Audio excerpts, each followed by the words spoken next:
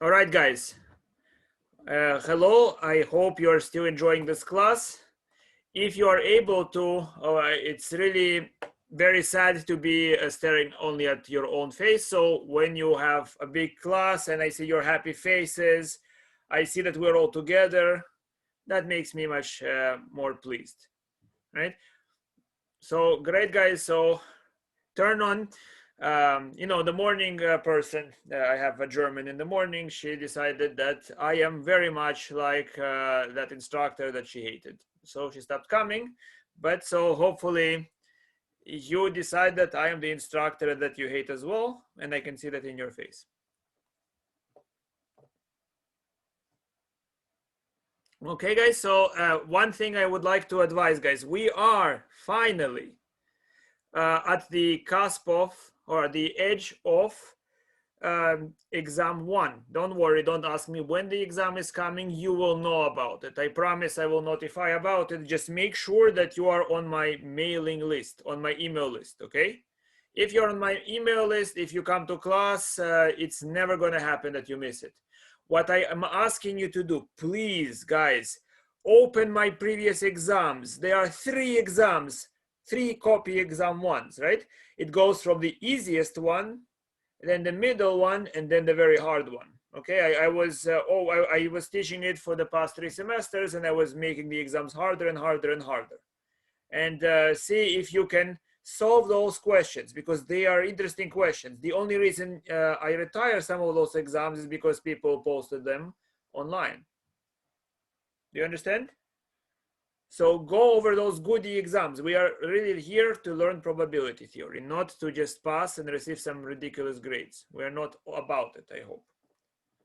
So, guys, I received a very nice question, because I can see at least by that question that somebody is doing some homework or some practice problems.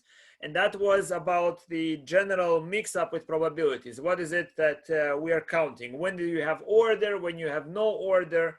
All that type of thing. I think the problem number 7 is a good illustration of what happens. So we have King Arthur and Sir Lancelot and another 10 knights are seated at a round table, and their seat arrangements are completely random. Now the question is to compute the probability that King Arthur sits next to his friend Lancelot, or his most faithful knight, Lancelot. Good? You cannot call them friends and whatever, right?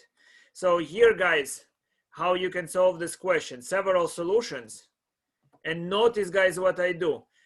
When I count something, I first think very, very hard, what am I counting? Understand? So when you say order, is I mix order, no order, I have to be very clear on what I'm counting. Maybe you're good at probability, maybe you do those questions well, but if I taught you anything, it is to be a bureaucrat, to list the protocol. So here is what I imagine. I imagine my favorite game, What, When, Where, and I imagine that round table. Right, here is that round table. And at that round table, there are places, right? So this is place 1, place 2, 3, so on and so forth until somewhere is place 12. Good? So I can see those numbers. I'm free to imagine that. You agree, guys? You see, you have to understand what is it that I'm counting. And if my camera is above this table, I can first think about the problem as stated. I have all the knights, and I consider all the 12 knights. They're all different, all the 12 people. Now, one solution is, of course, if it's a table, I can always orient that Arthur is in position 1. If you prefer, I can do that, right? I can always imagine that when I assign those numbers, I begin counting from position 1. I think Sarah was wondering why I am not using the roundness. Here I can use the roundness if I want to. Yes?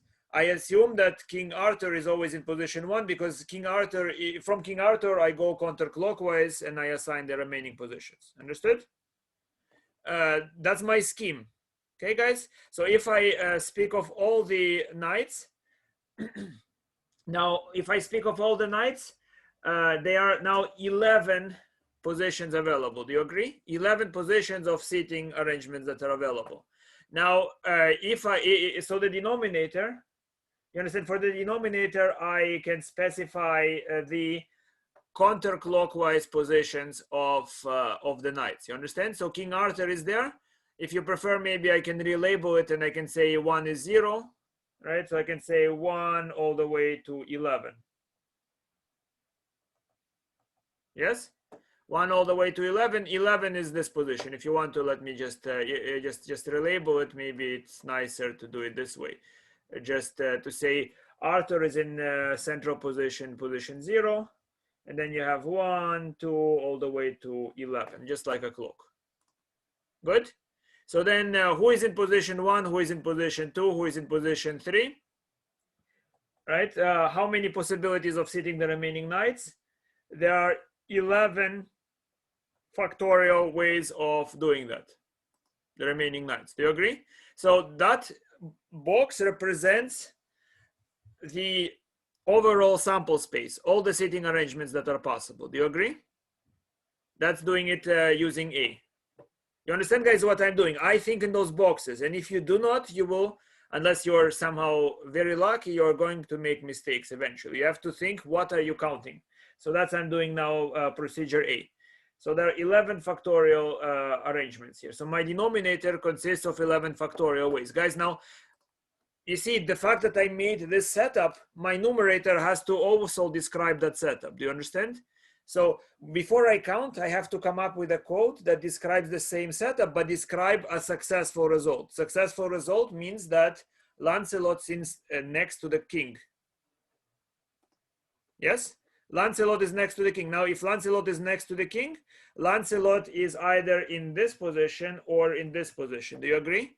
There are specifically 2 positions that Lancelot can occupy, and so we can say that maybe the form that I have for my success form in this case might be something like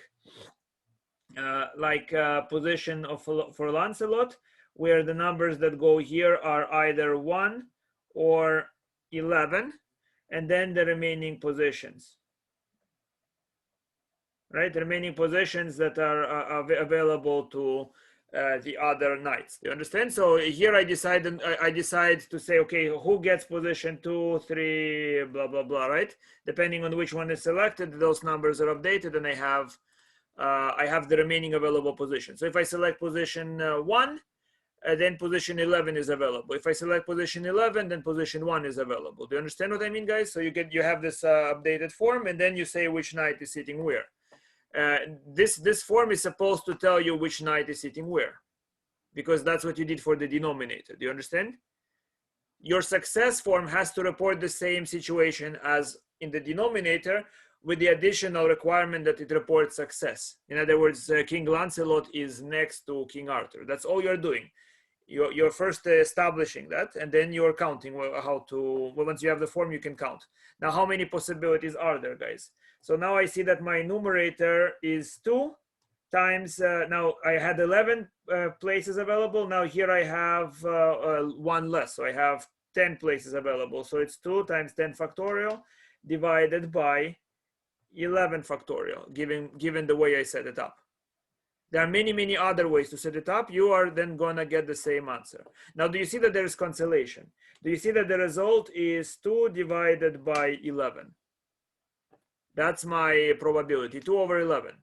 The fact that there is cancellation means that for the calculation of probability, I have considered a lot of extra information that did not influence probability. You understand? If I cancel things out, that means some of those calculations were not influencing probability. Now let me do part B. Now again, guys, do you understand? You always stick up with the setup for the sample space. Now in part B, I can do it still in several ways. I think here is the easiest way to do that. The easiest I can think of, because it's the simplest. Here is the table. Position 0 is taken by King Arthur. right? Position 0 is taken by King Arthur, and then there are another available positions, position 1, position 2, 3, all the way to position 11. Yes? Now, where is Lancelot sitting? Lancelot, you see, because the seats are randomly assigned, there is no preference. You're using this sort of intuition. You see that there should not be preference to the placement of King Arthur. Randomness for all of their seating implies that there is no preference to where Lancelot was placed. Do you agree? Which means that Lancelot, now what is my form this time, guys? So my form, my general form is now containing one box. The numbers in this box are any number from 1 all the way to 11. Right? So I have only now an entirely different experiment, an entirely different sample space containing only one box, and the numbers that I place is 1 through 11, which means I say Lancelot is sitting in place 1, or place 2, or place 3, and I don't really think of the other knights. It's a different sample space. Do you understand? Different combinatorial problem. And what is my success rate? It's the same box, but my success document is the same box, but I'm only allowed to place the numbers, either the number 1 or the number 11 in that box. Whereas generally I'm allowed to place 1 through 11. Do you understand? So this gives me immediately the probability 2 over 11. No cancellations, nothing. Right away 2 over 11. You understand? Now, I did entirely different problems on probability. Look at it, guys. Generally, you do a combinatorial problem in the numerator and in the denominator. But because you have to take the ratio of those combinatorial problems, you are free to change the combinatorial problems you're dealing with, right? So if I just ask that question for the number of arrangements of the knights, I could not switch from one combinatorial problem to another. But because I'm interested in the probability, I can select a simpler combinatorial problem than the one I had before. Good? That's one way to solve it. You can see both results give me 2 over 11. That's part B, of course, no, right? Here, why is it part B? Because I completely ignored all the other knights and I used another idea. I said that if they are all randomly seated, the position of Lancelot relative to King Arthur is random. So it means that there is no preference over the seat that he will be taking. So it could be any of the seat equally likely, either seat 1 or seat 2, or all the way to seat 11. Everybody clear? I could have not used the circular property as I did last time. I could have said, well, here are the two spaces, right?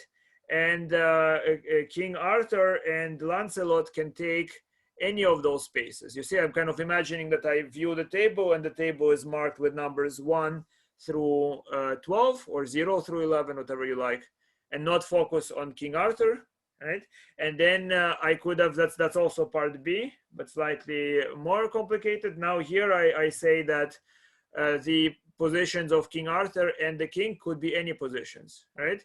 In that case, what do I have? So the sample space is noting the position selected. So one position is selected for the king. One position is for the king. One position is for King Arthur. We say king and king and Lancelot. So how many possibilities are there? 12 possibilities for the king and 11 possibilities for for Lancelot. Yes. Now, if they are to sit together, notice the way I first selected king, then Lancelot. If they are to sit together, then what are the possibilities? So the possibilities is that as soon as I know the position of the king, the position of Lancelot is right next to him, either to the left or to the right. Yes. So once I know the position of the king, there are two possibilities for the position of Lancelot. So that would be just this is overall, and this is success. So here I only specify the box for king, and here left or right. So is King Lancelot, is Lancelot to the left or to the right? So what do we have here? So denominator is 12 times 11. What is the numerator? Numerator is 12. 12 possibilities for this box. And then once I select the king, I decide whether Lancelot is on the left or on the right. You see, this box is left-right. Understand? So then it's times 2. And what happens? Voila, it's 2 over 11. You understand? Look, I solved the same problem in so many different ways, but again, guys, there is no confusion. Why? Because I'm clear on what I'm counting. I hope that helps. This one makes the most sense? Nah, the one that makes the most sense is the previous one for B. B, this one is the best. Because I didn't have any simplifications. You see, when you cancel something out, that means you did some redundancy in calculations. Yes? So the best, most elegant solution was the one on page 2, I think. You agree, Jack? Or you think the one on page 3 is right? But notice, guys, another strategy that you can employ: do the counting in several different ways. Do you see? I did it in 3 different ways, and the result is 2 over 11. That is not coincidence. That means I'm right. Right? So I'm right because I'm your instructor. So I'm divinely right.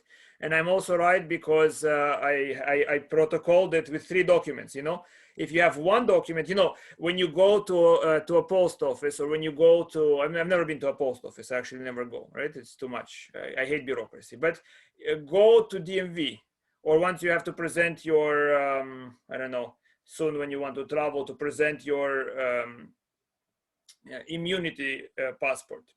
Right, so it would be immunity passport and your driver license, your social security to make sure you can lose it, right? Your traveling passport. The more documents you present, the more likely they will let you through. You understand? That's the idea. Good, so wonderful. Let's move on to the next topic. Agreed?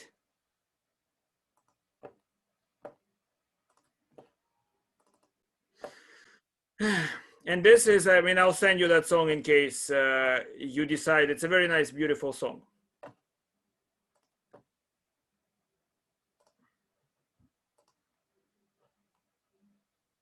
Here, guys, prior exams.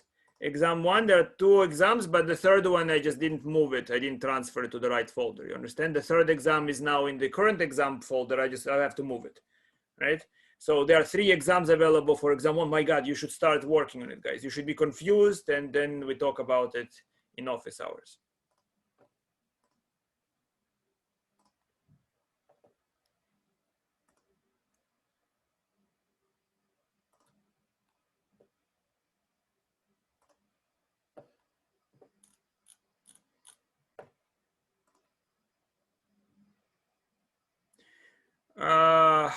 Besides directly after class, we will see. When they are important, I will try to help, right? It's a bit difficult to manage time, but some people come for other classes. I mean, I have a calculus class. I can try to squeeze some questions after that.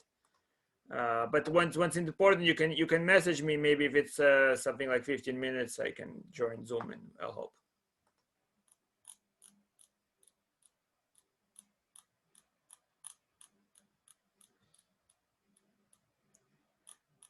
All right, guys. So we are now doing this very interesting but a bit challenging problem, right? So the matching problem. So we have n gentlemen and they have n hats. Now, each gentleman will pick a hat at random. The question is, what's the probability that not a single gentleman picks his own hat? Okay.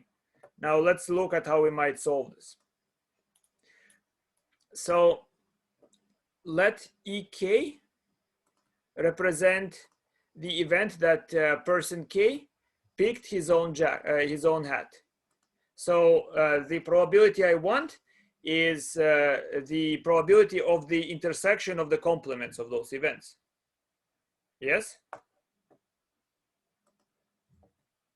And this probability, guys, De Morgan's laws, you're all comfortable with it, right? It's 1 minus the probability of the complement of this intersection, which is the union of E1, E2, E3, and onwards.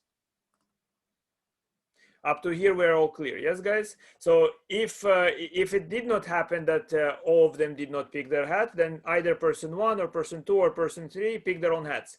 The problem is that those events are not disjoint. The fact that person 1 picked his own hat will not prevent person 2 from picking his own hat. Yes? So we need to use the inclusion-exclusion formula which we developed prior. So by the inclusion-exclusion formula, which you should verify, guys, the probability of the union from 1 to n of ek is the summation from 1 to n of minus 1 to the k plus 1 of this thing. What it means, guys, it's very simple. What does it mean? It means you add up all the probabilities of single events, E1, E2, E3, then you subtract every combination, intersection of any pair, then you add intersection of every triple, subtract every 4. You understand what I mean? Yes, guys? And we will use a lot of symmetry. So let me just ask you a few questions about it. So guys, how many sums are there in this event? In how many ways to add up I1, I2, P, E, I1, E, I2? How many additions are carried out? You understand? Here, it's the intersection of every pair. So we have E1 through En, and what this represents, you see why do I say I1 less than I2? If you take every pairing, in other words, person 1 has his own hat and person 2 has his own hat. Person 5 has his own hat and person 7 has his own hat. You understand? You consider all combinations. How many additions are in the sum? Would you tell me, please? 1 addition? How many times am I adding? No, Andre, cannot be 1 addition. How could it be? Imagine you have 3 people participating. Right? So what is this? This is the combination E1, E2, E1, E3, E2, E3. In this case, there will be at least 3 combinations, right? So E1 means person 1 picked his own hat. E2 means person 2 picked his own hat. Intersection means 1 and 2, or 1 and 3, or 2 and 3. You understand, right? How many such things are available? Elsie, you're showing me something? No, okay. So guys, how many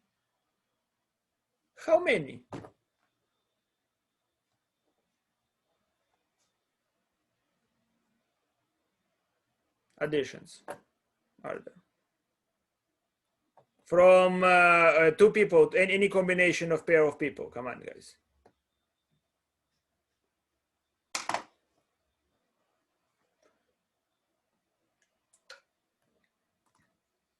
N minus 1, incorrect, Sarah. Not N minus 1. No, incorrect, Colin.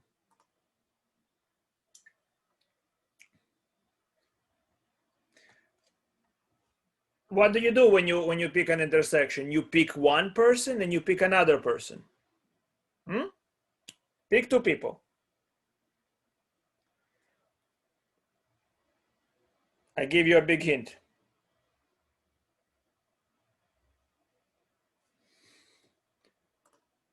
And choose 2. Here you go. You should all learn German. That will help you. So altogether, guys, how many summations there are here? There are n choose 2 summations if we have n people in that arrangement. Do you agree? Because I consider pairwise intersections. How many pairwise intersections? Just 2. You just take out of n people, pick 2. And then how many summations in general for that if I consider k intersections?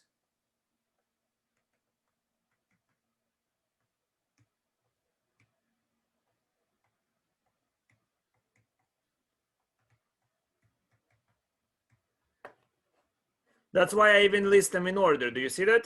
And choose kfnu, exactly. Why do I list them in order? Because when I do an intersection, you understand, guys, what is that supposed to mean? It's the probability that person I1 and I2 and I3 and all those people have their own hat. Clear? So that's what we use here. So do you agree, guys, that that there is symmetry in this problem, right? The probability that person 1 has his own hat is the same as the probability that person 2 has his own hat, etc. Right? So we can replace the summation by the following, right? We can say in general for the kth term, look at it, the kth term, right? We have k1 to n. This summation is the same as the probability of e1, e2, ek.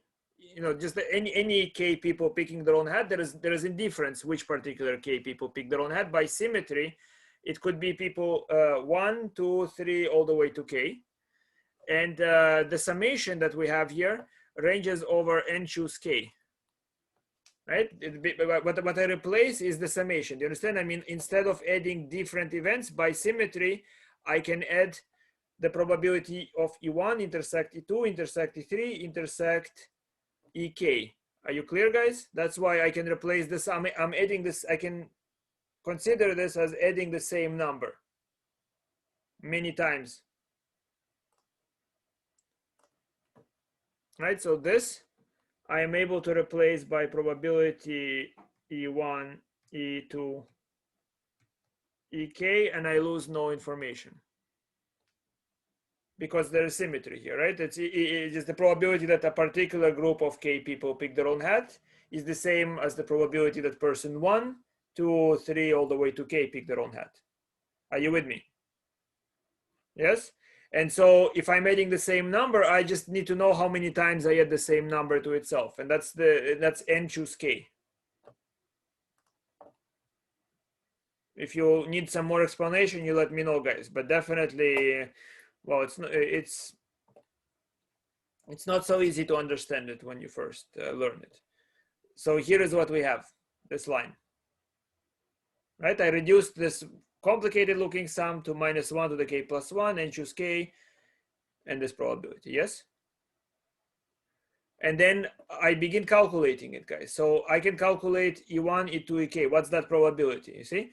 If person 1, person 2, person K pick their own hat, I can consider all the n people. All the n people and their hats. I mean, do you understand what's my form, guys? The denominator, I consider a sort of form like this. So I think their hats are numbered 1, 2, 3 all the way to n, and people are numbered 1, 2, 3 all the way to n, right? So in general, the n factorial comes from the fact that this is what person 1 picked, this is what person 2 picked, all the way to what person n picked.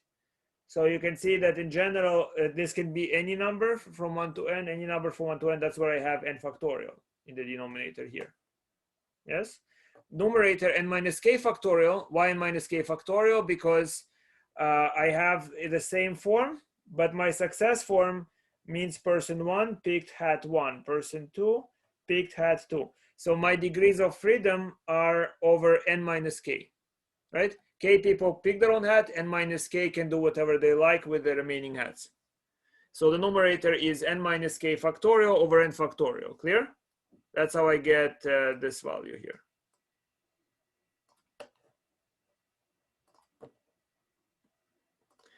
You see that, guys? I simplified that formula pretty significantly. Now, look what I'm going to do next, guys. Then I'm going to expand n choose k. And n choose k is what? It's n factorial over k factorial, n minus k factorial. And look how many simplifications I have. N factorial cancels out, n minus k factorial cancel out. I'm left with k factorial. So my result is that this ugly looking sum is just -1 to the k plus 1 over k factorial. Yes? That's the probability of E1, union E2, union E3. And all I need to do is I take 1 minus that probability. Now, 1 minus that probability is simply 1 and this summation. Yes? Now, look at it carefully, guys. Does this summation look to you familiar? Does it look like something you know?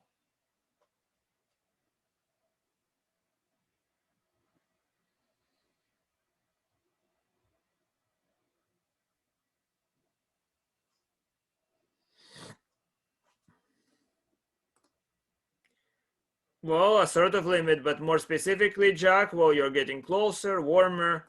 It is what? Remember, we extracted, that's where we spend a full lesson, guys, recalling the results of calculus.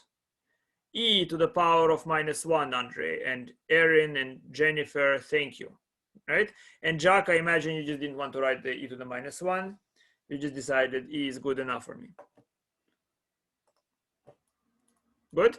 Look at it. If you take limit as n goes to infinity, this summation will be the power series expansion for e to the -1. Remember what's the expansion for e to the x, guys? It's very important. E to the x is the summation. We extracted it. You should all know how to derive it in a minute or less. This should be k. I mean, if I say k, then it should be k. Right? We all remember the power series expansion for e to the x. We worked on it when we began this chapter. Wonderful. So what have we actually established? We have established a very nice type of way to carry out, to find out what is the number e. Okay, guys, so Dennis the Menace type of figuring out what is e. So here is a procedure, guys. You go to a synagogue in Prospect Park, right? Because they're all having those black hats. And what you do is you just switch those hats randomly on their heads. You understand? And by doing that, you can calculate the digits of e. Isn't it amazing, right? When you're getting arrested by the police, you say it was for science. It's not a hate crime, it is mathematical experiment. We will do more of those.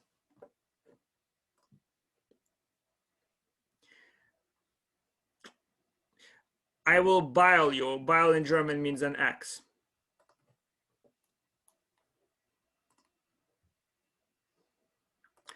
Yes. I would come, I mean, they would be getting your last midterm.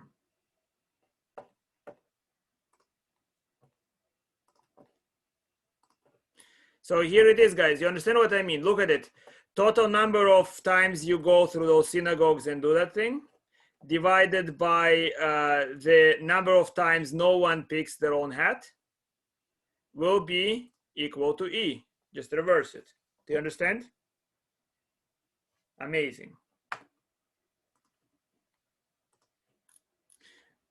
Where are we now? Now we are going to go through a short quiz. Right? Am I right? That's the next lecture. Yes. Yes. Next lecture is this. Short quiz on probability. Here we go, guys. A closet contains 5 shoes. If 3 shoes are randomly selected, what's the probability of no complete pair and exactly 1 complete pair? Calculate.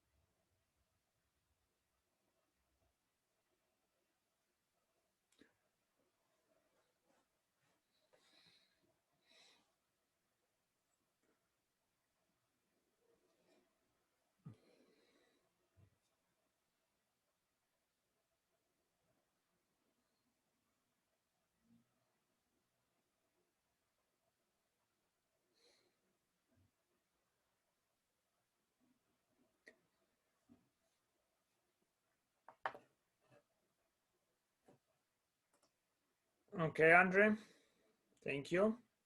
And I'm waiting for a few more.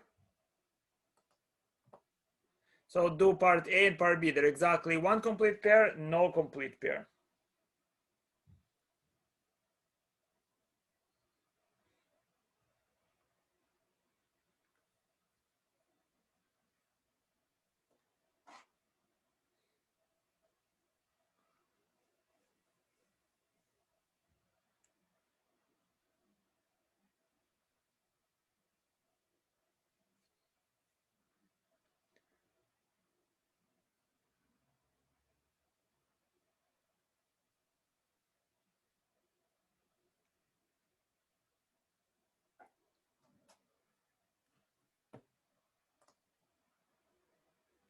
That's correct, Andre.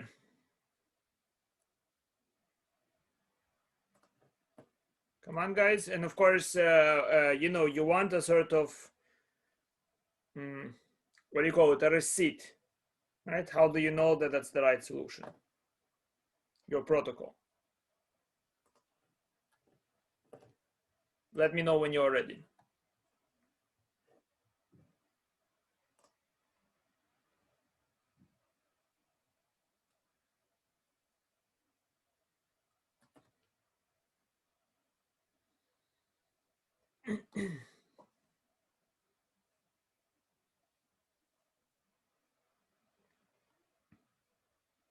All right, Jennifer. All right.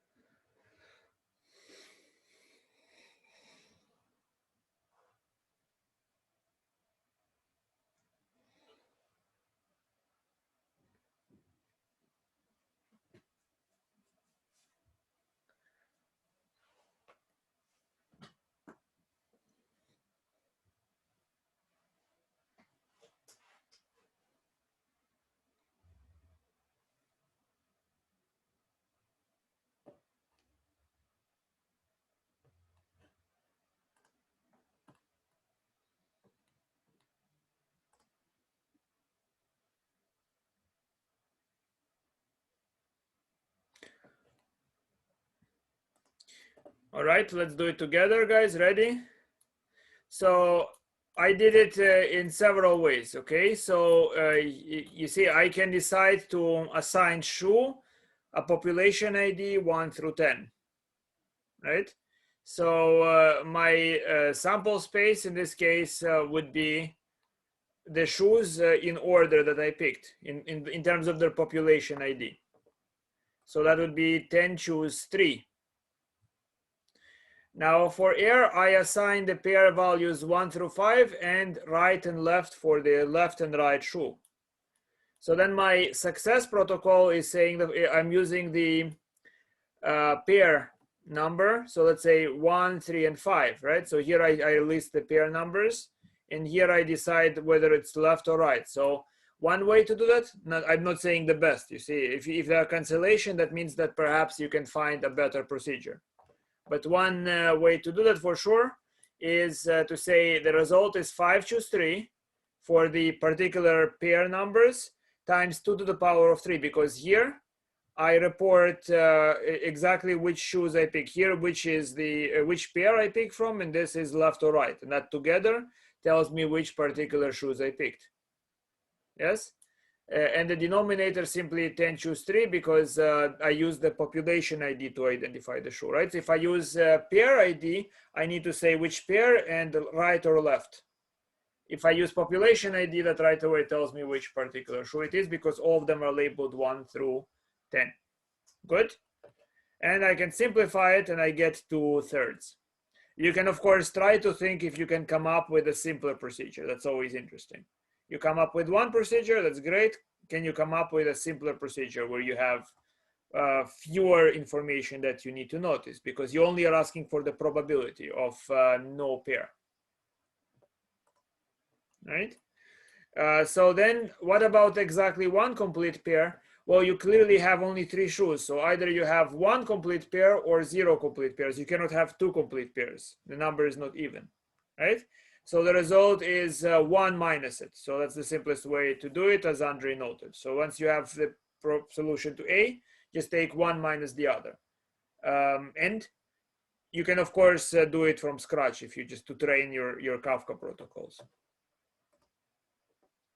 Right, here is doing it from scratch.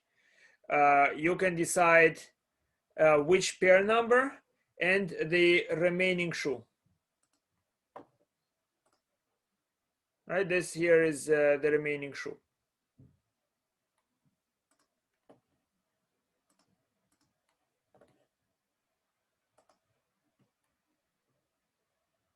All right. Next, what is next, guys? So again, this is 1/3. So next is this question. 7 students, they are labeled 1 through 7, are sitting in a row at random. What is the probability that exactly 3 students are seated between student 1 and student 2?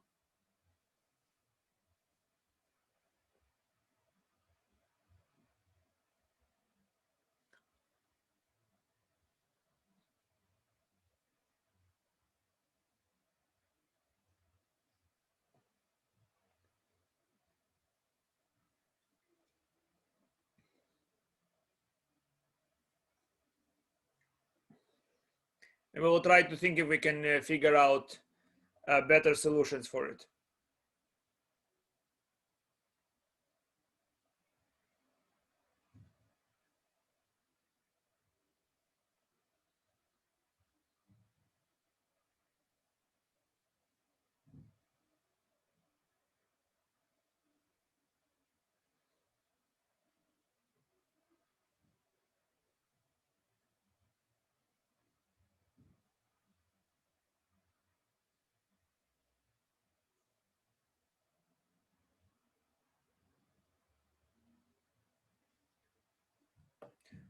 Always try to solve the question several ways, guys. It's a good training.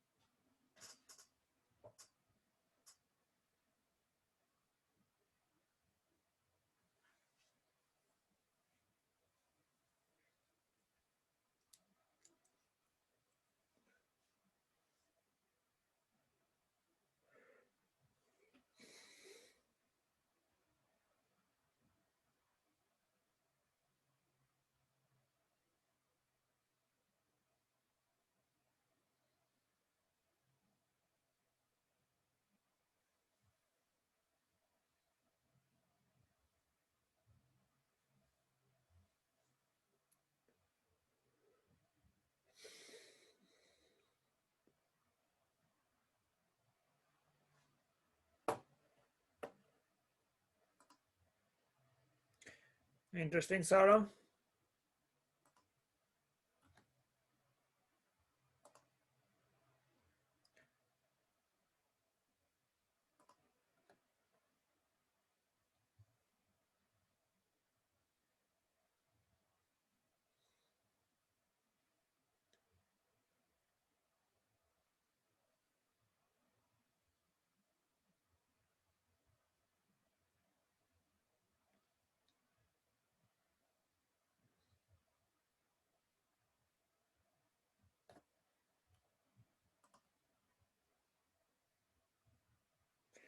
Thank you, Anton.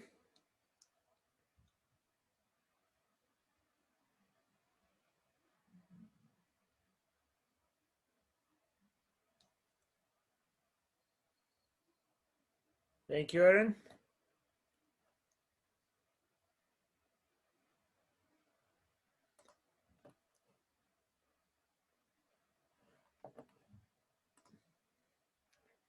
All right, Ben. We will do it in two ways. Maybe one that I report over here, and then we'll try some other procedure. You understand, guys? You also want to come up with ways to calculate something for sure, and maybe to calculate it where it's easy as possible, where you have as few computations as possible. That's always nice. You agree?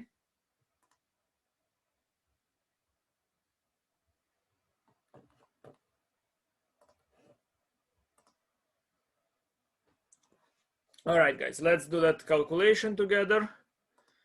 And here is my representation initially, right? So here is one solution. So we have to, we know that there are 7 factorial ways of placing them in a row. So we kind of barely need to worry about the overall report, overall situation report, right? Overall situation report, just you have 7 boxes and you say who was first, second, third, etc. Now, for the numerator, I can report the cluster, you understand? So I can say, for example, here I would say in order which 3 students are seated between 1 and 2. Here I decide who is to the left, who is to the right of that cluster. Do you understand? So it's like 2 here and 1 is at the other side. So I say, okay, so 3 people are seated between them in my notation. 2 boxes say list which of the 2 people is left, which of them is right. So this possibility, I mean, I could have written only 1 number. I don't need 2 of them. I mean, that's right. It should be just maybe 1 box better. So there are 2 possibilities. Either it's 1, 2 or 2, 1 to fill it, right? You can erase one of the boxes if you prefer. I would say 2, it means that 2 is from the left and 1 is the other one. And here are the remaining people. So numerator is 2 times 3 factorial times here what we have is 5 choose times 3 factorial 5 choose 3 because those are the 3 people that will be around, and then the remaining people 3 factorial places where they can be placed. You understand? Place of cluster 1, that entire thing is cluster 1, and the remaining 2 categories, that's where I get the 3 factorial. You're clear, guys? So I made this type of elaborate form. Is it necessary to make such a form, or maybe something easier can be done? You understand? This is one way to do it. The calculation works. Now let's try to do something else maybe, right? So let's see if we can do it this way, guys. Now observe that I am now going to ignore everybody except for the places of left and right. So basically, very often, as you know, the experience, you teach a class and you don't teach a student, you teach the place that the student is warming with their behind. So we can use that philosophy to carry out this calculation. So I am no longer going to see students, I'm going to see their seats, their behinds, so to speak. So here you have place for one behind, place for another behind, all the way to, how many students were there? 7, am I right? 7. So there are 7 places for 7 behinds. Right, so in general, which places will be occupied by the behinds of person 1 and person 2 without even bothering mentioning which places for behind 1, which places for behind 2. I just say denominator is 7 choose 2. 7 choose 2. Yes? And then given that 3 people are between them, what are the possibilities? So 3 people between them, it means that first number here is the choice of one place dictates the choice of the final place as well, because first place 3 spaces, then final space, right? So that means that whichever is this last space k, I can either pick it here and then 4 places later the next one, or 4 places the next later that one. So this would be k. K is the last place I can pick. And what's true about k? It's true that the last space minus k is equal to 3, right? So 7 minus k equal to 3, which means 7 minus 3 equal to k, which means the last place I can pick is k equal to 4. Right? Right? Or is it last place is 3? So because if I pick the place 4, then you have 5, 6, 7. Yeah, the last place should be not that, but one less, so it should be 3. Yes. So I have 3 possibilities here. 3 possibilities here. You agree? You understand? I basically say when I look at people 1 and 2, I just pay attention where is the first. It's either place 1 or place 2 or place 3, and then places 4, 5, 6, and 7 are occupied by the remaining ones. So this is an easier solution. Do you agree? 3 over 7 choose 2. I tend to be bad at behind or behind plus or minus 1 tends to confuse me too sometimes, right? Still, so it's 3. Good. So what is that? Is this right? So this is 3 divided by 7 times 6. And then because it choose 2, I can put the 2 over here. So you can see the result is 1 over 7. Probably something better can be done because I still had some cancellations. Right? But this was easier calculation than the one I presented before. Do you agree? Fewer things to check, fewer things to remark. Why is there 3 again? Well, it's a matter of this, right? So what did I say? I said minus 3. It should be minus 4, right? So look at it. What's true about place k? Then the place, next place, next place, next place, and next place are occupied, right? So what's true about it is that k plus 4 equal to 7, which means k is equal to 3. Now, do you see why I'm saying k is equal to 3, Jack? I just said k plus 3, I think, or something like that, right? I forgot if it's 4 or 3 or whatnot, right? So you understand what I did, guys, here? I did entirely different problem, entirely different combinatorial problems. But the reason I'm able to switch combinatorial problems is because I only take ratios of 2 combinatorial problems, right? Right? Just knowing which places are occupied by 1 and 2, not even knowing which is for 1, which is for 2, is not enough information, but it's enough information for the probability. It doesn't tell me where people are seated, but it tells me everything about the probability. Understand? Wonderful. Which will bring us soon to the next problem. So Anton, you say you can think also positions 1 and 5, 2 and 6. Yes, you can. It just I tend to, for this question, there are not too many people. You just have to have some procedures in case you have like a million people. I don't know, right? So you don't bother with it, right? So that I did this thing to be, I don't like considering cases. I hate cases, right? Even if some situations cases are best, but I always like general solutions to be left alone.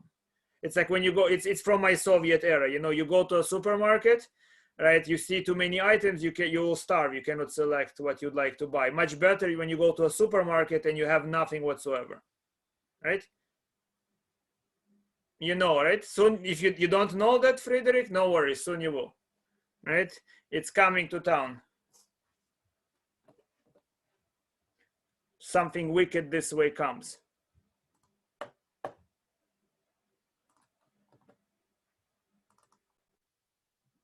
So you see, I did here also 1/7. Isn't it wonderful? So when we get the same solution in many ways, it's very satisfying. It's like you brought two IDs, right? You brought one document and another document and a third, right? So it's almost like getting employed by CUNY. You know how many documents you have to bring? 100, like this, right? It's like it amazes me that people finish those documents.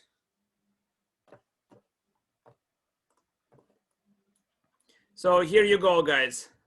Here is another question. A New York driver is racing through a school zone at the neck-breaking speed of 26 miles per hour. So if his house is located at 7-2 and the trap camera is in position 4-1, what is his probability of avoiding a fine, right? So the driver never goes back at each intersection. The driver either moves to the right or up. Are you clear? So the question is, if you randomly, he had something to drink, that's why he's racing at 26 miles an hour, you know how dangerous it is to go at that speed. So that's why we need to worry that if he gets a ticket or not.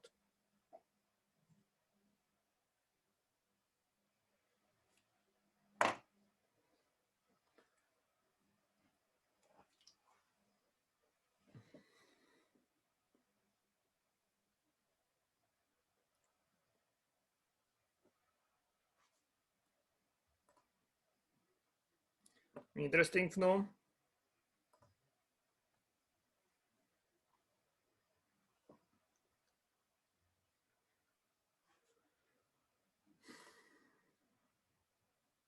Yeah, of course, it should be similar to the taxi problem. Why not? Did I say it's not?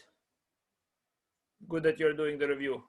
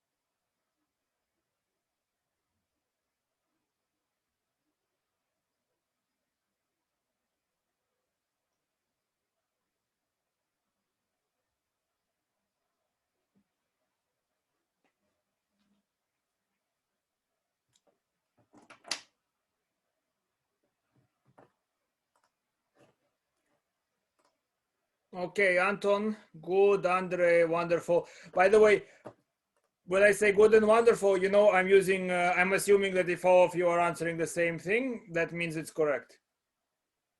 I don't know. I didn't think of it. Right?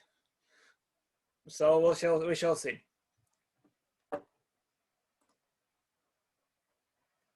The probability of avoiding the fine, yes?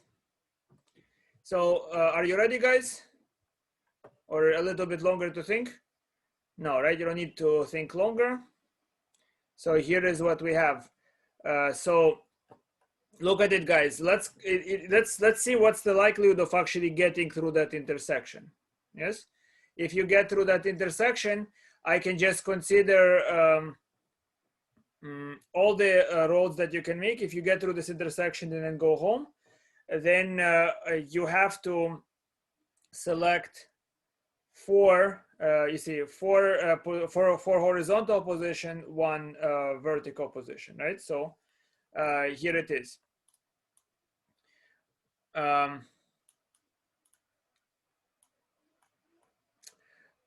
So let's F be the event that the person gets a fine. So how many motions are there altogether? There are 7 plus 2 motions. Do you see why 7 plus 2? There are 7 horizontal motions and 2 vertical motions that you must execute. No matter what trip you take, you can describe by the sequence of horizontal and vertical motions that you take. Right? It could be vertical, vertical, and everything else is horizontal since you never go down. Right? You only move right and up. Good. So what happens? So altogether we have 7 plus 2 or 9.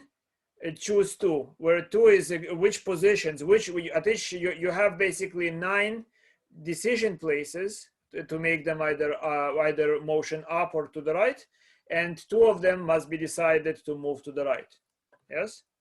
So it's 9 choose 2 possibilities. Each of those 9 choose 2 possibilities are equally likely, since the driver doesn't care how he drives. Then the likelihood that you get in here is that within the first 5 motions, you choose exactly 1 up, right? So that means that you have 5 choices for where it's up, times in the next available 4 motions, you have to choose 1 more up.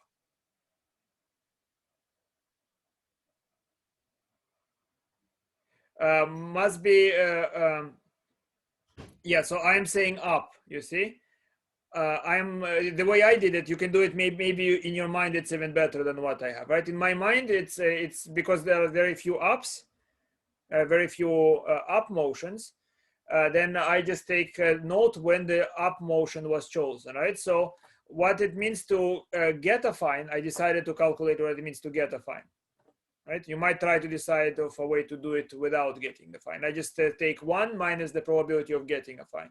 Now, if you get a fine, then you have to move once up in the first 5 motions and 1 more time up during the remaining 4 motions. You see, so where do you move up in those motions? Anywhere. It can be 4 possibilities. Do you move up here or here or here or here? Yes, and in here you have 5 motions, and 1 of them has to be up and no more than that. So that's why it's 5 times 4. You understand? 5 is where did you choose to make your first up, and 4 is once you pass the camera, where did you move again up past camera. Understand? So it's 5 times 4 divided by 9 choose 2. So then I simplify it and I get 5 over 9. So the probability is 4 divided by 9. Good? You understand how I did it, guys? Yes? And I think you yourself did it either my way or even better. Maybe you figured a better way to do it. So great. Amazing. So you're getting the hang of it, I hope. You can just go directly count. There are 9 places at which the driver can make a choice, right? Well, you can do directly. You're right, Anton. I mean, you can just decide to either move twice up before the camera or move twice up after the camera. Maybe that's one way to do it. Yes, directly without doing 1 mile, right? So you can do it in so many nice ways. And that's amazing. Well, I see you cannot wait to go and leave this lecture and begin studying for exam one. I see already 2 people disappeared. Right. Well, guys, I will not start the next topic since we only have 5 more minutes. Do you want a where question, or you're too tired of this thing, and then I won't bother you? But write to me quickly. If at least 3 people want what when where question, I'll do it. If not, then I will not bother. Okay, 1 person. The others are not, so I'm not sure. Arkady, Yes.